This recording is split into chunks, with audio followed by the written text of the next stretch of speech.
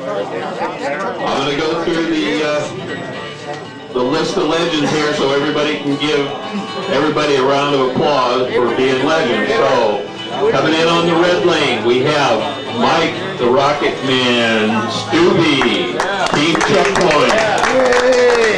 On the white lane, we got John, the Jet, Cukras. On the green lane, we have Bryan, the Worm Warmack. On the orange lane, we got John Torrey Anderson, the fastest Swede in his own mind. Okay, on blue lane, we have the legend Terry Schmidt. Thank you for showing up, Terry. Next to him on the yellow lane, we have Lee Hines, our elder statesman and mentor. On the purple lane, we have the ever-effervescent, all opinionated Pete Zimmerman. That's a master pinion solderer. Well, my father had a sports car garage when we were kids, so this would make it the early 60s. So my brother came one day and he says, we have to go over to Hopper's Hobby Hangar because he had seen electric cars running on a figure 8 over there.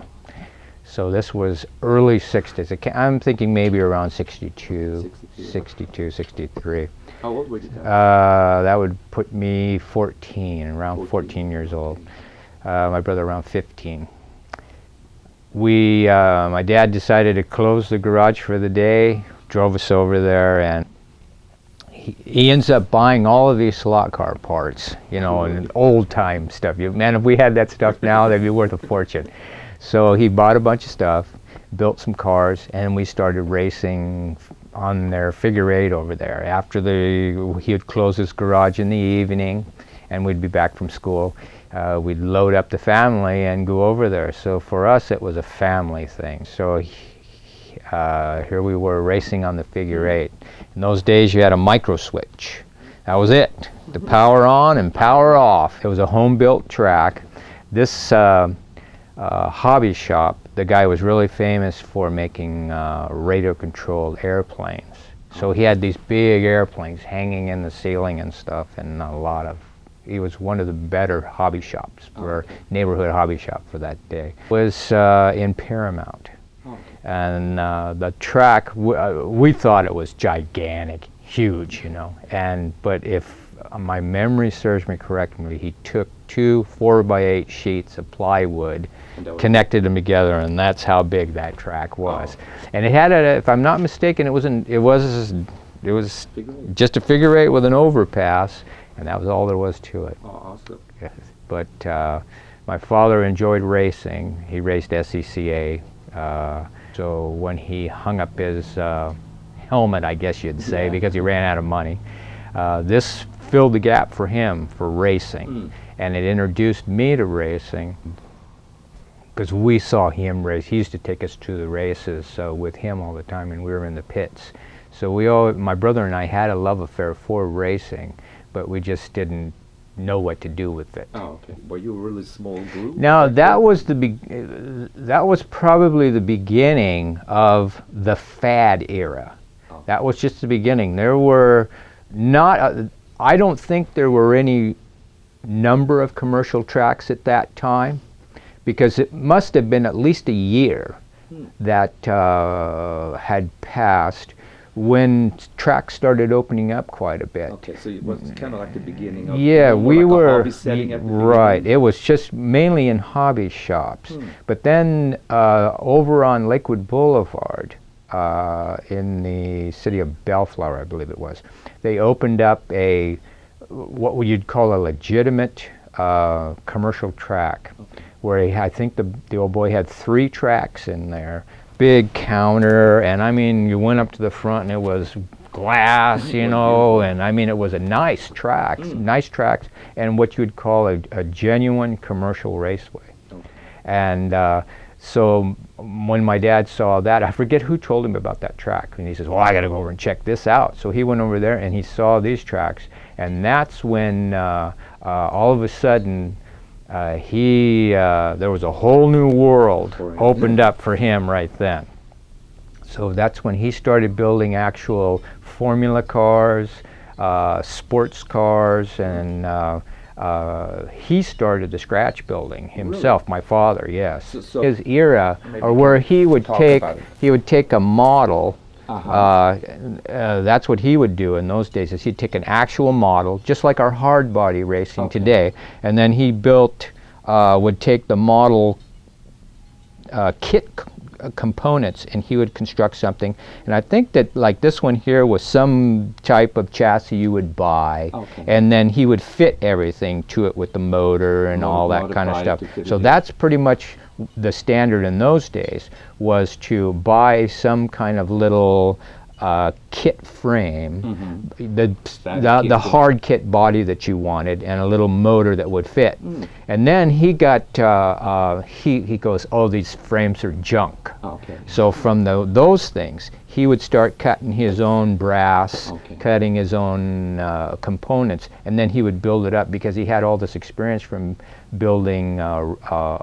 He liked to make railroad engines and like all that. frames. Yeah, he made these little HO scale, and he'd build them out of kits with magnifying glasses and tweezers and these little dinky lights that would hang on the side of them and stuff. So he was into all that kind of. Like, So that's where we started with that, and so my brother and my dad really enjoyed the building and the racing. So my brother started building with my father too, and I wasn't good with models and stuff. I wanted to get them together too much. I would have fingerprints in the glue and everything else, trying to get it together to go and race. look at it. Yeah, I was into going to the beach and surfing myself. So they did their deal, and I went to the Your beach and deal. did mine. So, you So just tagged along. yeah, basically. occasionally I would go and fool around at the track a little bit when they would give me a car to drive, but I'd always break them. So they weren't That's big on giving me their cars because I wreck them too quick. They ran into a group of guys over at Paramount Speedway, which was down the street from this other place, down and a couple miles away. And it was called Paramount Speedway. And this was our legitimate commercial track where racing was going on. The other track over here was basically just where the customers would come in and just drive their The cars. It was a kids and hobby. Yeah, it was a family shop. Now this other place over here, this was a racing track, and they were racing stock cars and GP cars and Can-Am cars with scratch-built chassis, because even Team Rusket used to go in there. So that was and cool. so when I saw that after they got to going to Paramount Speedway, now this changed everything for me, because here was a whole crew of guys that are hanging out, and a bunch of teenagers like myself that are racing these cars. So now all of a sudden we go from just this thing where you'd go and just drive around a track and then go home, you know, recreation, Yeah, I know. to where guys were preparing to race and to race each other, you know. Then it was competition. I'm going, hey, no, that's kind of interesting. So I went over and checked it out a few times, wrecked a few of my brother's cars and they so were forth. popular. And then I asked him to show me how to build. And he taught me to build my first frames, and my dad got to messing with motors and dewinding and rewinding and all this, and he was really an experimenter, and he liked the motors. It clicked for him, the motors. And for me, the chassis, after I learned how to make a few, I really enjoyed building the frames. So I'd combine his motors, my frames, my brother's frames, and all that stuff, and we would just, next thing I know, we're going to a different raceway every night. Really? Because there was around 60 raceways in the Southern California area. So we went to a different raceway to race at their weekly race. There was one on Monday night, Tuesday night. You could go to a different race every night on a different track. Wow. and you'd go and pay your $1 or $2, $1.50, and you'd race. Then it was get the merchandise slips if you did any good. I never did any good in the beginning. No, I'd get too nervous, you know, and crash into the wall. And but my brother, he was pretty good. Really? Yeah, and I kept trying to keep up with him and stuff. And then we met John Cukras, Pete Zimmerman, Terry Schmid, John Schmid. Then How about Bryan? When did he? Bryan, it seems like it was a little later, around 65, we met Bryan and Tori. They were way down south in Orange County. Oh, really? You know, what, about 20 miles away or Yeah, something. horrible. So we were up in, we were the LA crew, Los Angeles crew, or the Long Beach crew, because we were in the Long Beach area there. And there was several raceways in that area that we called the home tracks. And so then once we met Bryan and Tori, who back in those days we call him John Anderson. So then from there, they used to race at this place called Santa Ana Raceway. A guy named John Hale owned it. And we met a whole bunch of people from Orange County, that Mike Reedy and all those kind of guys that came up through their ranks. But in those days, Mike Morrissey, he was the guru. Really? Yeah, he would Team Rusket. He was #1, man. So he was already established. He was sponsored by Rusket. So they built a team around him, but the best driver on that team at that time was a guy named Rick Durkee. And he was probably the best driver, but Morrissey was the most dedicated, and he could drive I think if he could, on a good day, he could drive as good as Rick. But Rick just had the natural talent, but Mike could build. Mike could build better than Rick. So he had the whole package. He had factory backing, all the factory parts. He had, he was on the cutting edge with everything. Okay. So that's why So when they you were the when leaders. yeah they were the leaders in those days. So how many teams were around? We say what Rusket. Most every team in those days was sponsored by a raceway. I see. There weren't manufacturers really weren't kicking in except later. for Rusket. Rusket they were like McLaren or whatever. Okay. You know they were the top notch for their era. But then each group or each raceway had a group that used to hang out and call that home track. You know, you're in the home group. So the locals, and in the locals would usually the raceway would get behind them. But this was stuff that was just starting to gel, because it wasn't like that in the beginning. It was because there was a group of us that got together. Myself, Terry Schmidt, John Anderson, oh no, not John Anderson yet, but John Cukras, Pete Zimmerman, and there was a couple of other people that were in our area. We started as a group saying, hey, you going over to that track tomorrow night to race? And we'd say, yeah, we'll meet you over there. So we started this group of guys, started out with 5, 6 guys in the beginning, that used to travel to these different tracks every night or every other night and race. So this became this core group. And from this core group, we'd go to the track, and then we'd hook up with other people from the raceway, the locals that were going fast and winning their races. Well, when we'd come in and run them, you know, and they'd go, oh, what are these guys? Well, then you'd make friendships. Yeah. So they got into the group. And so this group just kept growing and growing to where sometimes there'd be 20 of us. Oh, I ran into John Anderson. We started racing at this little track called Daytona Raceway in Anaheim, and it actually may have been before that at Tiny's in Anaheim, a little place called Tiny's. Really? And we had I had a little Strombecker car and took there, and all of a sudden you see people making, you know, scratch-built things out of brass and even magnesium and all kinds of aluminum and all kinds of bits and pieces and parts. And next thing you know, the little Ferrari Strombecker car went in the trash, and we started you know, making cars out of 196s and Chemtrons and, you know. Well, actually, my dad and when we had the Strombecker, we built a little track on the outside of a little patio, a little tiny 2-lane track, little wooden track. I don't even remember running on the thing. It seemed like by the time we got it built, there was commercial tracks opening up, you know, all over. Okay.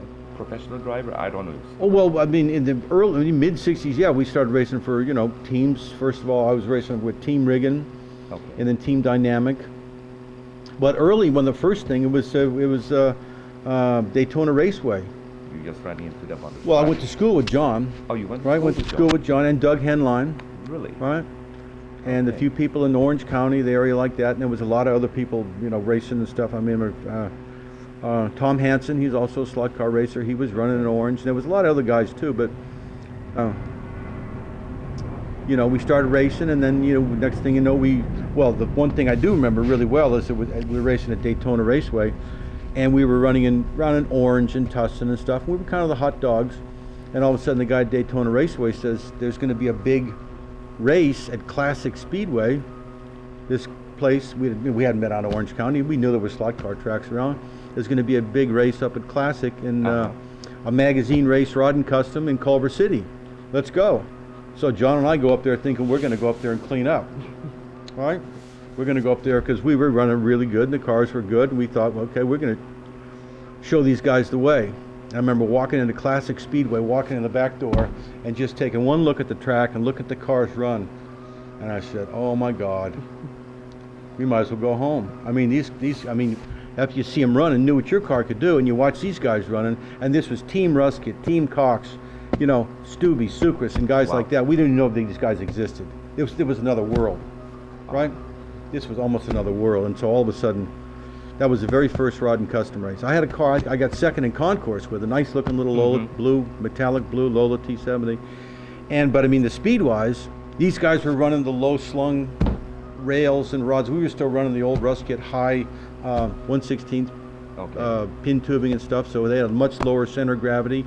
They had the trick rewound Ruskett motors, and that was the first race, first real sort of professional pro race. Culver City, early or mid 1966, Rod and Custom. But after that, I mean, all of a sudden we were there, and then after that, kind of the guys from up there, we got a care package. Morrissey and the Ruskett guys gave us a big box of stuff. We were running Cox wheels, we were running other, and we didn't have the set screw wheels. They were all threaded axle and stuff. So they gave us a big box. Morrissey gave us a big box. Old Ruskett motors, Vucci wines, Chuck Deedle rewound motors, and just stuff for them that was junk. But I mean, great stuff for us. Yeah. Ruskett wheels, you know, everything. And then we started hanging out with the guys up there. We started hanging out a lot of the time at Cukras' house. Really? John had a little room, a little place out behind his house, John's mom's house, and everybody kind of hung out there. Pete stayed there at Cukras, and Anderson and I, we were up building, you know, hanging out right there at Cukras' house in Long Beach, yeah. So when I was a kid, we played with little cars, and they had cars called Schuko Micro Racers. They were made in Germany, and they were wind-up. And we ran them, and then we modified them, and all of a sudden, slot cars happened. Hey, Mike, can I advertise? It was early 60s, and it was just a natural thing. You had models, and you wanted them to go. So there were tracks everywhere.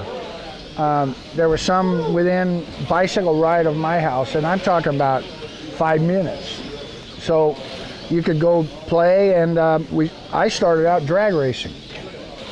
And there was local tracks that had dragsters, and we built them and went down and raced against all the grown-ups. And we did pretty good, and we traveled. We went to San Jose and to San Mateo to races out of town, and went to the Nationals.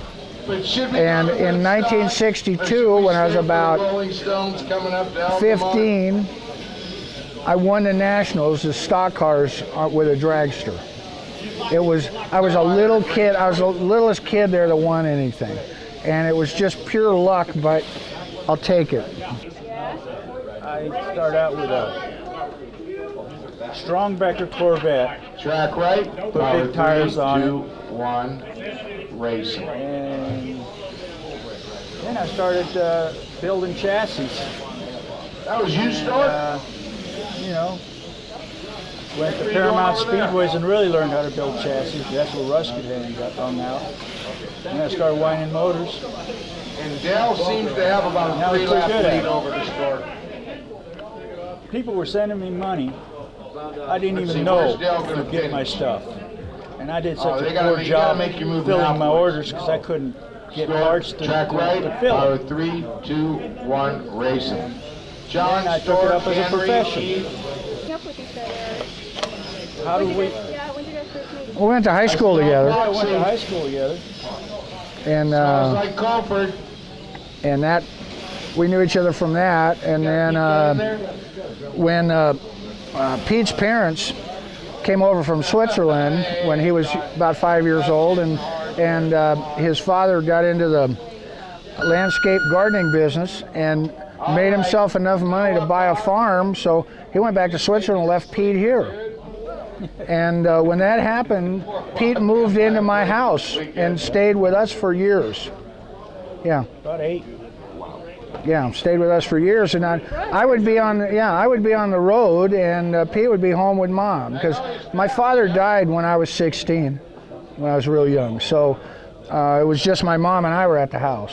That was it, and I was gone a lot because unlike Pete, Pete had his motor business. Unlike that, I was in the winning races, promoting myself. And I had studied engineering in college because I went to college when I was in high school, and so I was looking for a motor company to just develop fast motors. So I went to Riggin. They weren't going to do anything.